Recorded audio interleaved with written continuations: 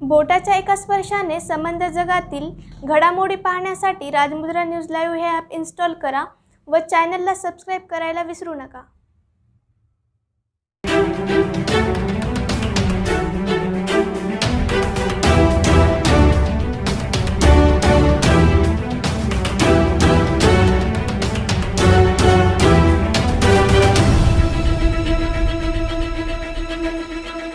नमस्कार, मी शिवतारा खोडके। राजमुद्रा news live मध्ये आपलं स्वागत आहे।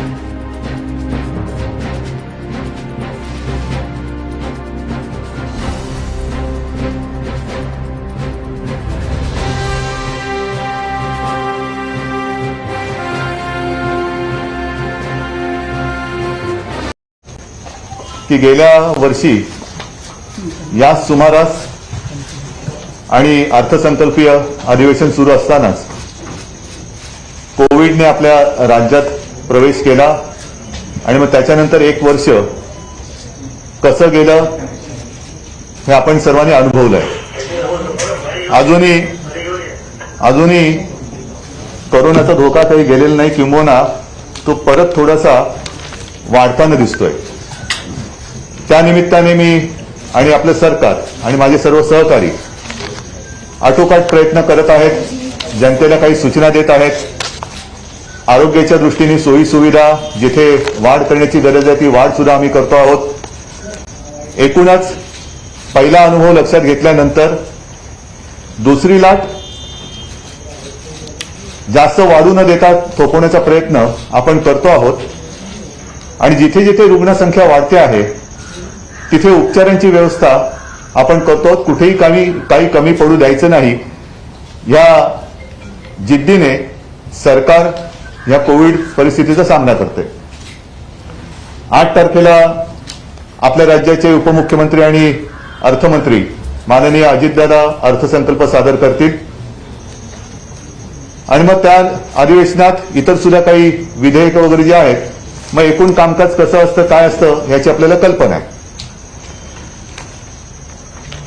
अधिवेशनाच्या पूर्वसंध्येला आपल्याशी संवाद साधताना राज्यातल्या विरोधी पक्ष नेत्यांनी एक प्रेस कॉन्फरन्स घेतली आणि त्याच्यामध्ये काही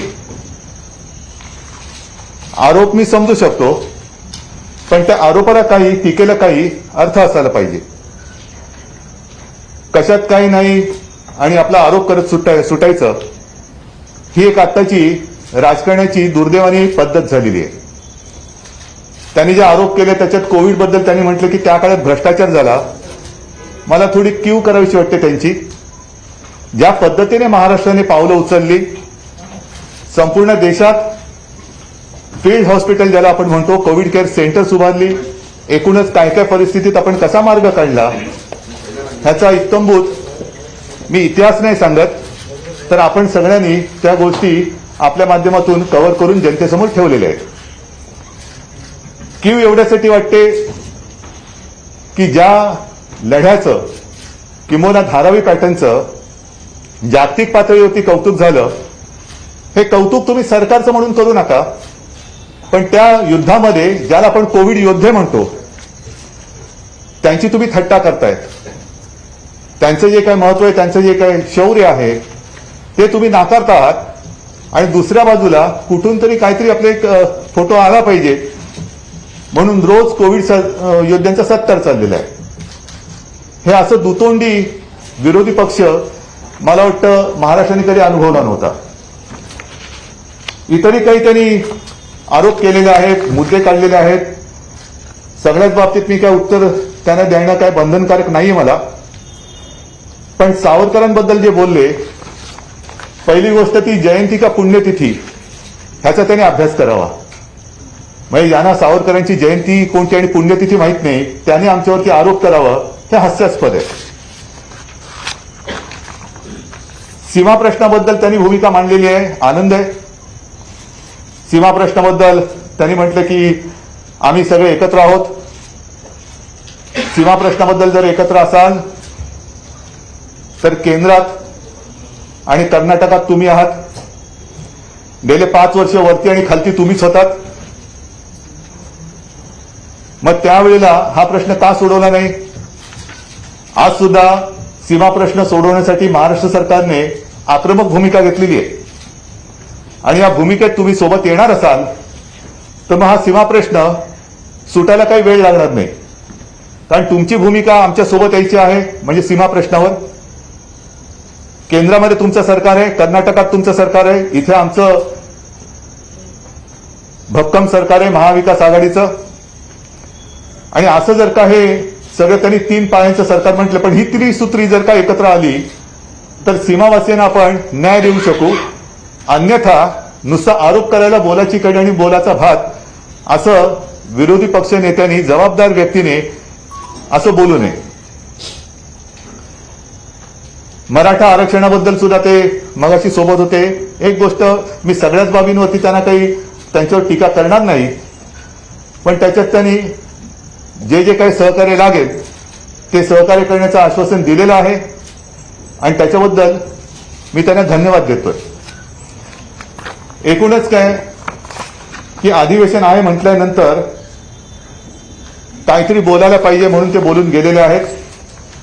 बाकीचे विषय मी पुन्हा एकदा सांगतो, सगळे विषय मी काही घेत नाही.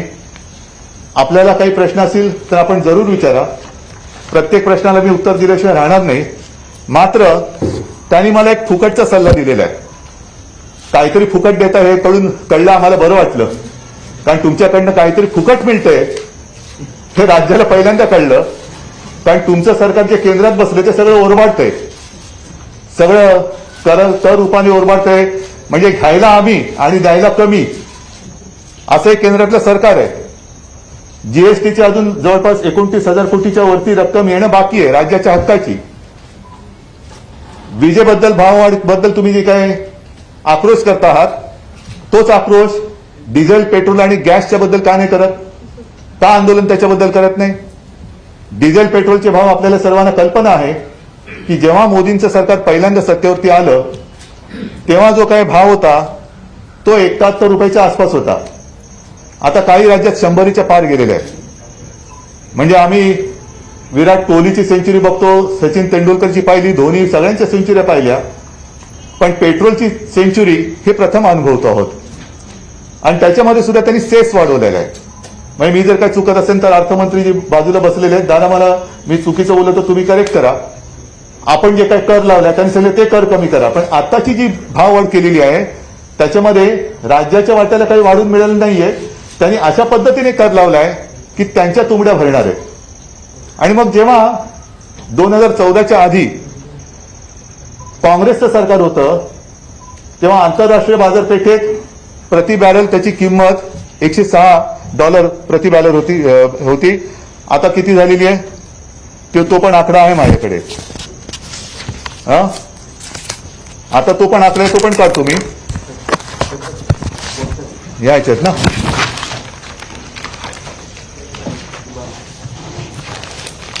नाही हा आकडा आहे तो काढत तो मिळेल. त्याच्यानंतर त्यांनी जे सांगितलेलं आहे की कर्जमुक्ती अजून अर्धवट राहिलेली आहे. त्यांच्या वेळेची म्हणजे तेव्हा आम्ही त्यांच्यासोबत होतो ती कर्जमाफी ही आत्तापर्यंत चालू होती.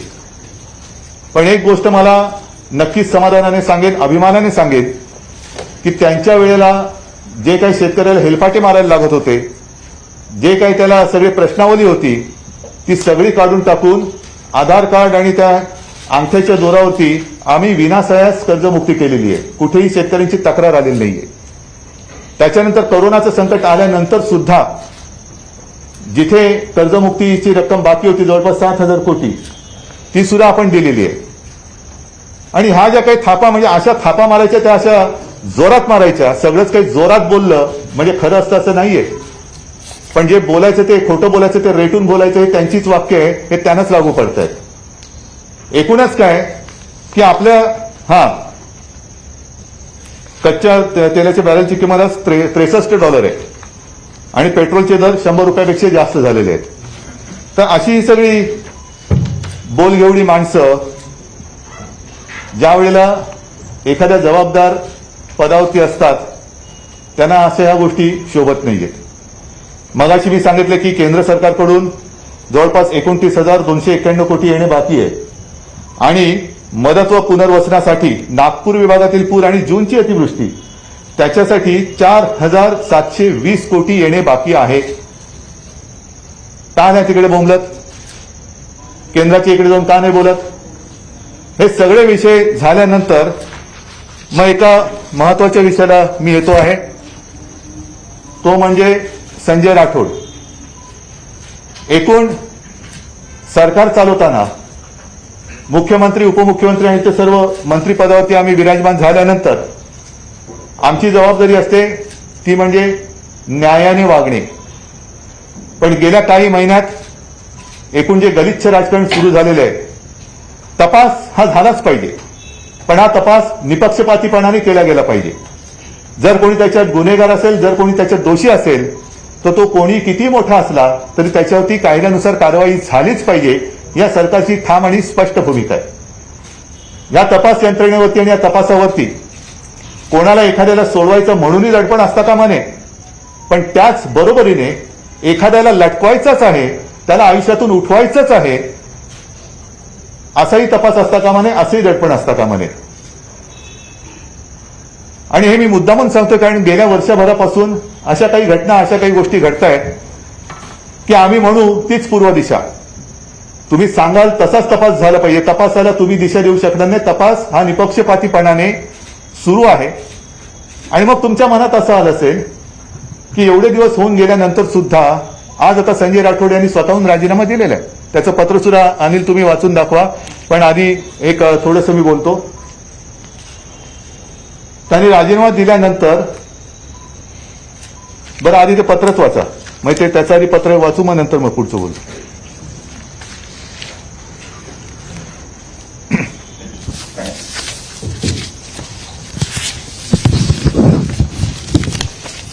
माननीय उद्धवजी ठाकरे, मुख्यमंत्री महाराष्ट्र राज्य यांची जय महाराष्ट्र. अत्यंत व्यथित अंतःकरणाने मी हे पत्र आपणास लिहित आहे.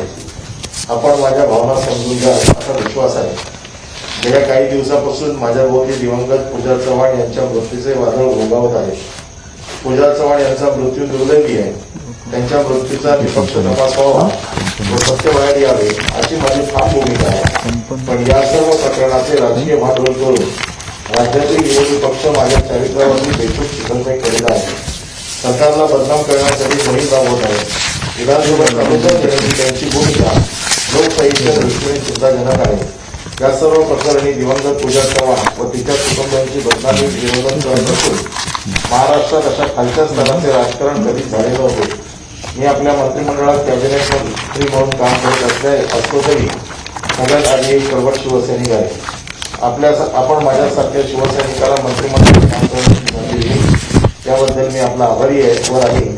पूजा चव्हाण मृत्यू प्रकरणात तपास पूर्ण होऊन सत्य बाहेर येईपर्यंत सरकारचा मंत्री म्हणून पदावर राहणे नैतिकतेला धरून आहे नाही.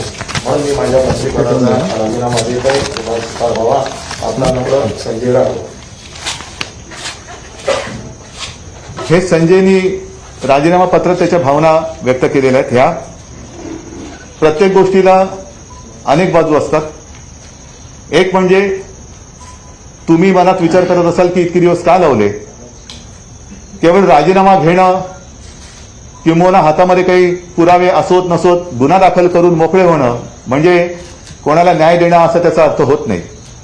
ज्या क्षणी ही घटना घडली आणि आम्हाला सर्वांना कळली त्याच क्षणी आम्ही ह्या घटनेची निपक्षपातीपणाने चौकशी आणि तपास करण्याचे आदेश दिलेले आहेत.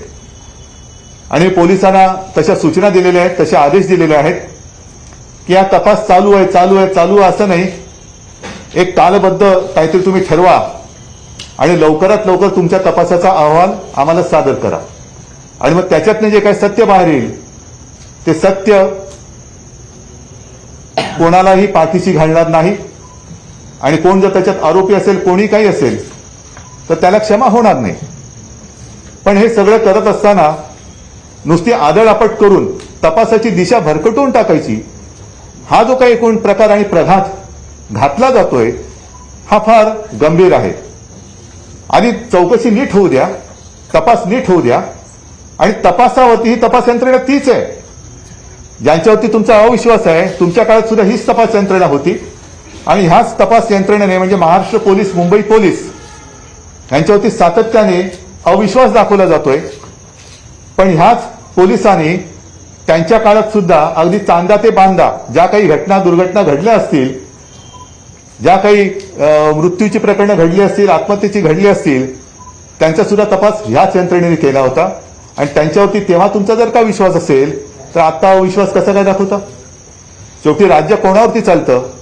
पोलीस यंत्रणा असेल, इतर सर्व यंत्रणा असतील, ह्या सरकारच्या पाठकाणा असतात, एक मजबूत खांब असतो आणि त्यांच्यावरतीच अविश्वास दाखवणार असाल तर मला असं वाटतं आपणच आपल्या हाताने पायावरती कुऱ्हाड मारून घेतो आहोत. हे जसं संजय राठोड यांचं पत्र आपल्यासमोर वाचून दाखवलं, त्यांनी दुपारी येऊन राजीनामा सादर केला आणि ही बातमी आल्यानंतर मगाशी मराठा आरक्षणासंदर्भात बैठक झाली, मग आमची मंत्रिमंडळाची बैठक झाली आणि ती संपून मी इथे येत असताना पूजाचे आई वडील आणि तिची बहीण ह्याच मला येऊन भेटले. साहजिकच आहे त्यांच्या डोळ्यामध्ये अश्रू आहेतच, पण ते अश्रू आणि त्यांच्या भावना ह्या मी मुद्दामून तुमच्यासमोर मांडत आहे. त्यांनी मला एक पत्र दिलेलं आहे, तेही पत्र तुम्ही ऐकलं पाहिजे. सन्माननीय मुख्यमंत्री महोदय, महाराष्ट्र राज्य, पूजा चव्हाण विषय आत्महत्या प्रकरणी होणारी आमची व आमच्या समाजाची बदनामी थांबवण्याबाबत महोदय, आमची मुलगी कुमारी पूजा चव्हाण हिचा दिनांक 7 फेब्रुवारी रोजी दुर्दैवी मृत्यू झाला. कुठल्याही माता पित्यासाठी आपल्या पोटच्या गोळ्याचा मृत्यू हा अत्यंत वेदनादायी असतो. आमची ही वेदना आता कधीही भरून येणार नाही. मुलीच्या अकाली मृत्यूच्या दुःखापेक्षा अधिक त्रासदायक व आक्षेपार्ह म्हणजे माझ्या मुलीच्या मृत्यू संदर्भात जी चर्चा होत आहे तिच्यावर खूप गलिच्छ आरोप लावून श्री संजय राठोड राज्यमंत्री यांचे नाव घेऊन उलटसुलट बातम्या येत आहेत जे निराधार आहेत. आपण या संबंधीच्या पोलीस चौकशीचे आदेश दिलेले आहेत. आपल्यावर आमचा पूर्ण विश्वास आहे व या घटनेचा तपास वेगाने व्हावा व जे दोषी असतील त्यांच्यावर आपण निश्चितच कारवाई कराल याची आम्हाला खात्री आहे. आमच्या मुलीचा बळी गेला, पण फक्त संशयावरून कोणाचाही बळी जाऊ नये. श्री संजय राठोड यांच्या राजीनाम्याची कोणतीही मागणी आम्ही केलेली नाही. आमची मुलगी गमावली, परंतु या राजकारण करून दररोज होणारे आरोपाने तिचा रोज बळी जातोय. याचे राजकारण करून श्री संजय राठोड यांना आरोपी ठरवून राजीनामा घेऊ नका. तपासामध्ये श्री राठोड किंवा अन्य कोणीही दोषी असल्यास कठोर कारवाई करून न्याय द्यावा, परंतु संशयावरून मुलीवर किंवा कोणावरही आरोप करू नये. श्री संजय राठोड हे समाजाचे नेते आहेत. ते खूप कष्ट करून येथपर्यंत पोहोचलेले आहेत. फक्त संशयावरून त्यांचा बळी घेऊ नये. तपास पूर्ण झाल्यावर दोषींवरती कारवाई करावी. राजकारणामुळे व दबावामुळे घाईघाई कुठलाही निर्णय घेऊ नये. आमचा आपल्यावरती पूर्ण विश्वास आहे. आपण आम्हाला न्याय द्यावा. आपले नम्र लहूचंद्र चव्हाण वडील, मंदोदरी लहू चव्हाण आई व दिव्यानी लहू चव्हाण बहीण. आता काय म्हणायचं याला? ज्या मुलीचा जीव गेलाय त्यांच्या आई वडिलांचा तपास यंत्रणेवरती आणि सरकारवरती विश्वास आणि ते सांगतायत की याच्यात राजकारण आणू नका आणि ही लोक त्याच्यामध्ये राजकारण आणतायत. याच्यासारखं दुर्दैव दुसरं असू शकत नाही. आणि म्हणून मला असं वाटतं प्रत्येक पाऊल टाकताना खूप समजूतदारपणाने आणि गांभीर्याने टाकावं लागतं. त्याच्यामध्ये उथळपणा असता कामा नये. कोणाचाही जीव हा महत्वाचा असतोच. ती घटना दुर्दैवी आहेच. त्याचा तपास हा होणारच आणि त्या तपासाअंती जे काय सत्य असेल ते सत्य स्वीकारलं जाईलच. त्याच्यात कोणाचं नाव असलं, कोणाही वरती त्याच्यात दोषारोप असेल, काही असेल तर तो कोणी असला तरी त्याच्यावरती कारवाई होणारच. त्याच्याबद्दल त्यांच्या मनात शंका नाहीये. मला असं वाटतं इतरांच्याही मनात तशी शंका असण्याचं कारण नाहीये. आणि म्हणून देवेंद्रजींनी मागाशी मला जो काही फुकटचा सल्ला दिलेला आहे की सत्तेत कोणी किती लाचारी स्वीकारली ती इतिहासात लिहिले जाते, तसंच सत्ता आल्यानंतर एकतर खोटं बोलून सत्ता आणली आणि सत्ता आणल्यानंतर खोट्याचे इमले रचले आणि देश विकायला काढला, किंबहुना देश विकायला काढणारे म्हणून तुमच्याही सरकारची नोंद होईल ह्याची सुद्धा त्यांनी नोंद ठेवावी. आणि आरोप करताना थोडंसं एक जबाबदारीचं भान ठेवावं. समजू शकतो एक समोर आलेलं चांगलं चित्र स्वतःच्याच कर्माने त्यांनी भंग केलं आणि सरकार पडेल हाही भ्रम आता वर्ष होऊन गेलं. ते काय पडत नाही, उलट आम्ही अधिक मजबूतीने आता काम करायला लागलेलो आहोत.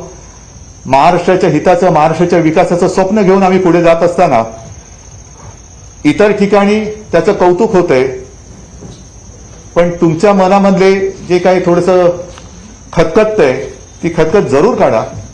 सरकारचं काही चुकत असेल जरूर सांगा, पण कारण नसताना केवळ आपली सत्ता नाही म्हणून महाराष्ट्राची आणि सरकारची बदनामी करू नका. कारण स्वतःच्याच घरचा काळ अशी सुद्धा इतिहासामध्ये आपली नोंद होऊ देऊ नका. हीच माझी त्यांना हात जोडून नम्र विनंती आहे.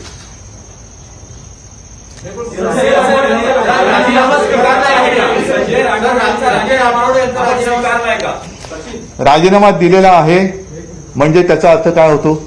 नाही, बरोबर आहे. तो म्हणजे तो नुसता काय फ्रेम करून लावण्यासाठी नसतो. तुम्हाला काय वाटलं राजीनामा दिला म्हणजे फ्रेम करून लावू? स्वीकारलेलाच आहे ना त्यांनी, राजीनामा स्वीकारलेलाच आहे. मी पुन्हा तेच सांगतोय, त्यांनी राजीनामा दिलेला आहे आणि तो स्वीकारल्यानंतर तो काही फ्रेम करून लावण्यासारखा नाहीये, पण त्याच्या मागे उगाचच त्यांना लटवायचंच आहे. अशा पद्धतीने आग पाकड जी चाललेली आहे ती बंद झाली पाहिजे. जे काही तुमच्याकडे पुरावे असतील जरूर द्या. त्याचं जाहीर चव्हाट्यावरती प्रदर्शन केलं मग न्यायालय आणि तपास यंत्रणा हवी कशाला? तुम्हीच तपास करा आणि तुम्हीच न्यायालय व्हा. तुमच्याकडे काही असतील साक्षी पुरावे, जा ना, तपास काम करणारी जी लोक आहेत त्यांच्याकडे द्या, सादर करा. एक तर या प्रकरणात त्यांच्या आई वडिलांची तक्रार तर नाहीच आहे, उलट त्यांनी या तपास यंत्रणेवरती विश्वास व्यक्त केलेला आहे.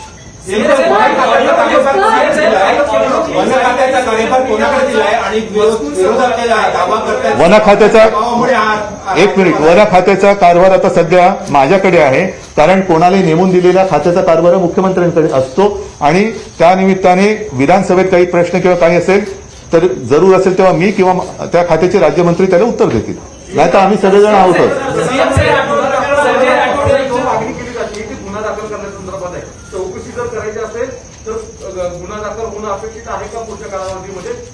ह्याच्यामध्ये मला असं वाटतं तेही मुख्यमंत्री होते आणि त्यांना सुद्धा कल्पना आहे की पहिला एक तपासाचा अहवाल यावा लागतो. गुन्हा दाखल करून तपास किंवा तुम्ही म्हणताय म्हणून गुन्हा दाखल करणं असं त्याचा प्रकार होत नाही. आता तपास हा होतोय आणि तपासाचा अहवाल लवकरात लवकर सादर होणार हे तुम्हाला सांगितलं, सादर करायला सांगितलेले आहे. त्याच्यात जो काय असेल तो उघड होणार आहे अहवाल.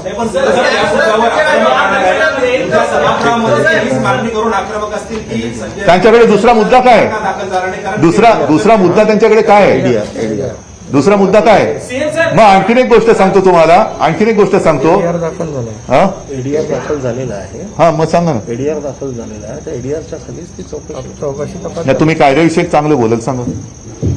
या संदर्भात मुंबई पोलिसांनी एडीआर दाखल केलेला आहे आणि त्या एडीआरच्या अंतर्गत ही चौकशी चालू आहे.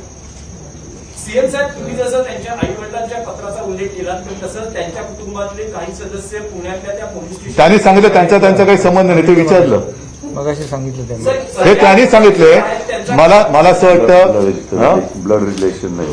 हा, ते त्यांनी स्वच्छ सांगितलं की त्यांचं ब्लड रिलेशन नाही हे त्यांच्या आई वडिलांनी सांगितलेले. हा काही तपासाचा अहवाल नाही, त्यांच्या आई वडिलांनी स्पष्ट सांगितलेलं आहे. पण नाही, मैताला पण नाही आले.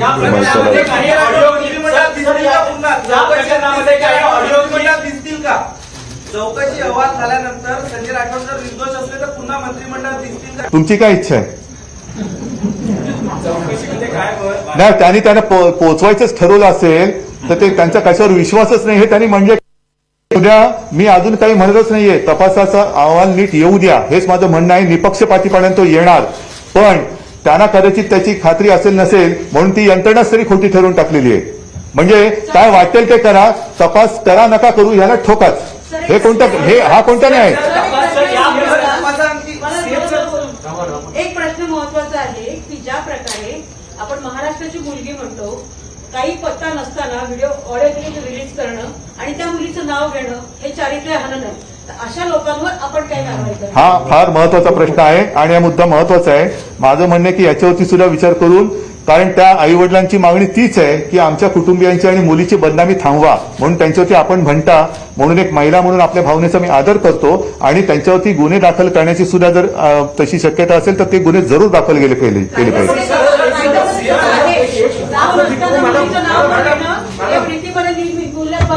आणि चॅनलवर तुम्ही जेव्हा एखाद्या मुलीचं विनयभंग झाला किंवा नसेल झाला तरी नाव आणि फोटो दाखवणं, त्या कुटुंबाची बदनामी करणं, तेच त्यांचं म्हणणं आहे. मीडियाला पण अधिकार नाहीये आणि राज्य सरकारला आणि विरोधी पक्षांना पण नाही. हे मी पत्रकार असताना सांगते. नाही, आणि ही आभारी आहे. बदनामी तुम्ही थांबवा अशा जरूर तुम्हाला जरूर विनंती. जरूर धन्यवाद ताई.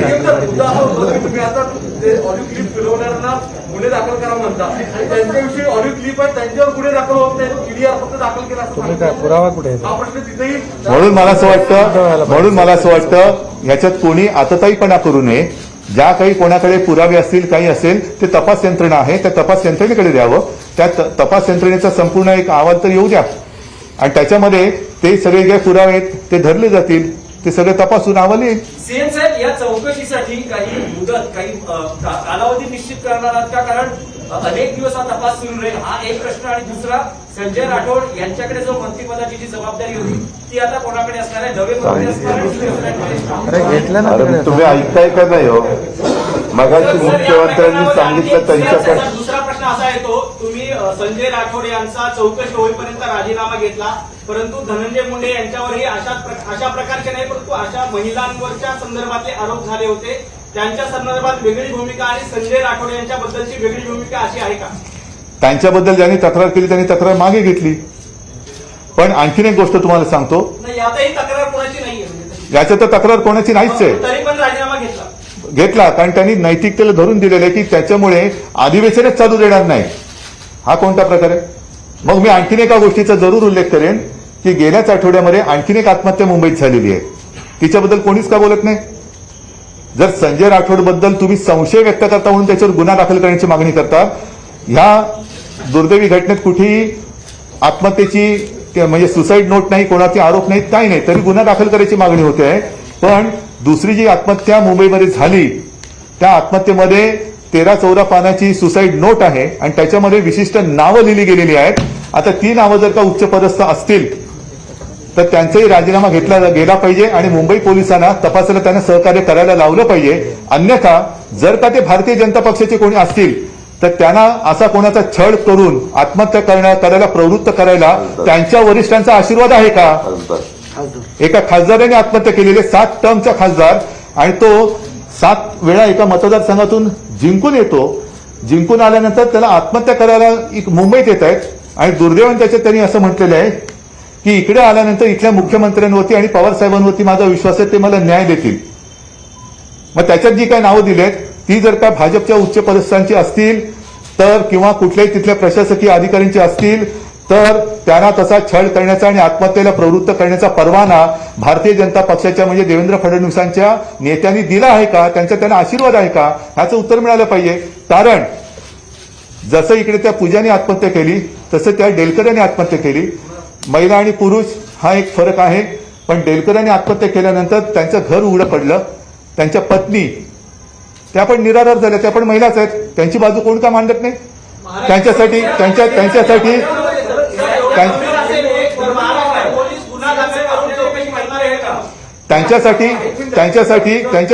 रस्त्यावर का कोणी उतरत नाही?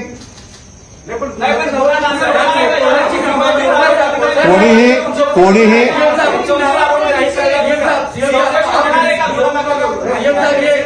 जानकारी दी है कि हिंदी में प्लीज बताइए कि क्या नहीं, एक मिनट में सारी जानकारी हिंदी में दे दूंगा, जरूर दे दूंगा. लेकिन बात तो ऐसी है कि जिन लोगों के नाम मोहन डेलकर जी के सुसाइड नोट में है, पुलिस तो अपनी जांच करेगी, जरूर करेगी, लेकिन वो तो केंद्र शासित प्रदेश है और इसलिए मैं प्रधानमंत्री जी और केंद्रीय गृह मंत्री जी को भी रिक्वेस्ट करना चाहता हूं कि आप भी वहां की जो भी प्रशासन है उनको निर्देश करिए कि मुंबई पुलिस जब भी आएंगे तो अपना सहकार्य करे। माननीय मुख्यमंत्री जी, देवघर जी के मामले में चर्चा ये है उनका क्रिमिनल बैकग्राउंड रहा है, इसलिए आप सुनकर भी अभी तक जो आपने जांच की है उसमें क्या सामने आया है? नहीं, जांच अभी तक की नहीं है। अगर क्रिमिनल बैकग्राउंड होती या होगी तो उनके ऊपर आप केस कर सकते थे, केस कर सकते थे।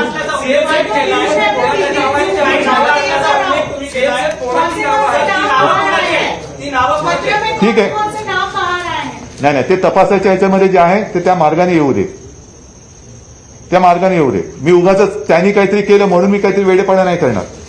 सर, मोहन डेलकर जी की मौत के मामले में आप कोई सीनियर आईपीएस अपॉइंट क्यों नहीं करते? कोई स्पेशल करेंगे ना, जरूर करेंगे, लेकिन ये भी जो विषय है उसके ऊपर भी चर्चा होनी चाहिए। आपण गुन्हा ईडीआर खाली दाखल झालाय, त्याची जसं जशी चौकशीमध्ये बाहेर येतील त्याच्याप्रमाणे मध्ये गुन्हा दाखल।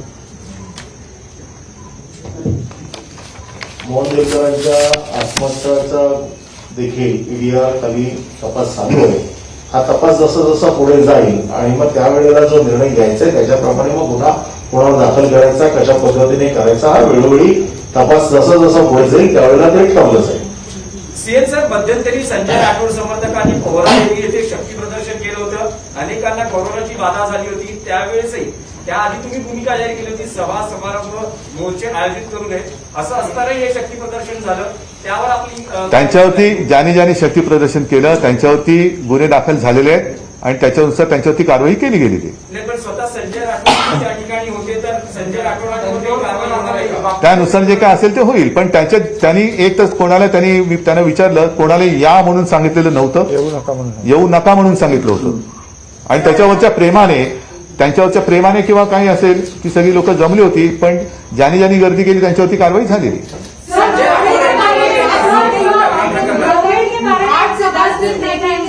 कोरोना वायरस के केसेस का क्या हो रहा है और अभी पिछले 4 दिनों से 8,000 से ऊपर केसेस आ रहे हैं, मुंबई हो, पुणे हो, नागपुर, सब जगह पे केसेस बढ़ रहे हैं। क्या परिस्थिति, क्या लॉकडाउन की परिस्थिति? लॉकडाउन की नहीं, आप देख रहे हो कि हम तो सारे मास्क लगाकर बैठे हैं। आप लोगों में से कुछ लोगों ने मास्क पहना है, कुछ लोगों ने नहीं पहना है।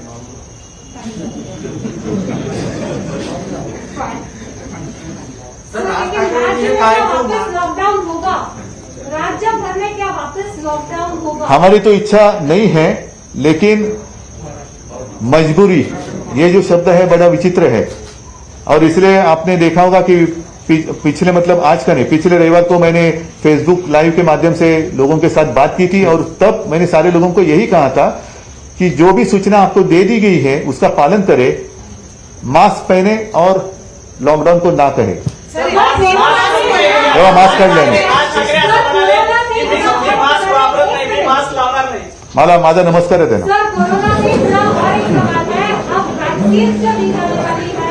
वैक्सीन जो दी जाने वाली है वो 45 और 60 ईयर्स अबाव के लोगों को भी दी जाने वाली है। कल से वो ड्राइव शुरू होगा, लेकिन राज्य सरकार की तरफ से महाराष्ट्र के लिए स्पेसिफिकली इंस्ट्रक्शंस नहीं आई है, तो क्या कल प्राइवेट अस्पतालों में ये वैक्सीन मिलना शुरू हो जाएगा?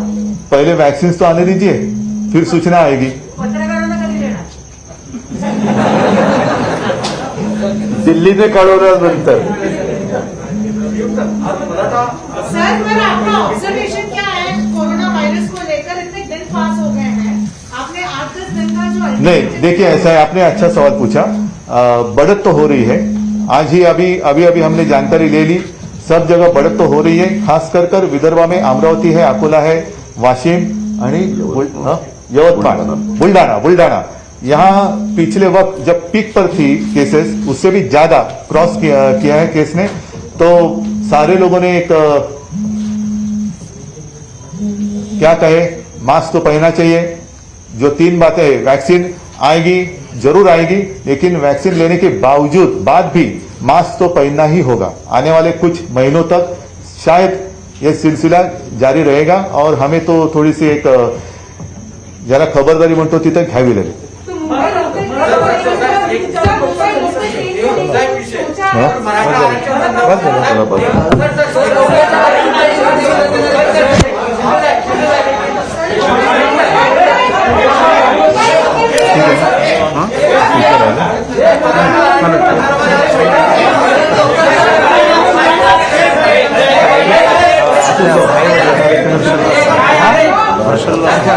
अशोकराव सांगतात मराठा आरक्षणाबद्दल.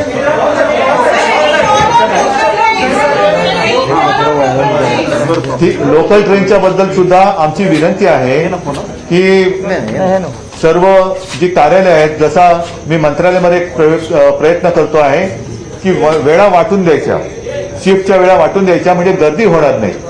कारण काम तर सगळ्यांना करावं लागतंय, म्हणून ज्याला आपण पीक आवर म्हणतो त्या पीक आवरची विभागणी करावी आणि येता जाताना आणि प्रत्यक्ष कार्यालयाच्या ठिकाणी सुद्धा, कार्यालयामध्ये सुद्धा कोविड बद्दलच्या ज्या काही सूचना आहेत त्याचा तंतोतंत वापर करावा, ही आमची सगळ्यांना नम्र विनंती आहे. मला वाटतं मराठा आरक्षणाबद्दल मराठा आरक्षणासंदर्भामध्ये सन्मान्य मुख्यमंत्र्यांच्या उपमुख्यमंत्र्यांच्या उपस्थितीमध्ये उपसमिती आणि विरोधी पक्ष नेते देवेंद्रजी फडणवीस, त्याचबरोबर राज्याचे अॅडव्होकेट जनरल आणि अॅडव्होकेट थोरात, त्याचबरोबर केंद्रामध्ये आपले असलेले सुप्रीम कोर्टाचे ज्येष्ठ विधिज्ञ श्री मुकुल रोहतगी, श्री पटवालिया आणि अन्य अॅडव्होकेटचे मराठा समन्वयक त्यांची आणि खासदार उदयनराजे भोसले आणि संभाजीराजे यांच्या उपस्थितीमध्ये प्रत्येक चर्चा झाली.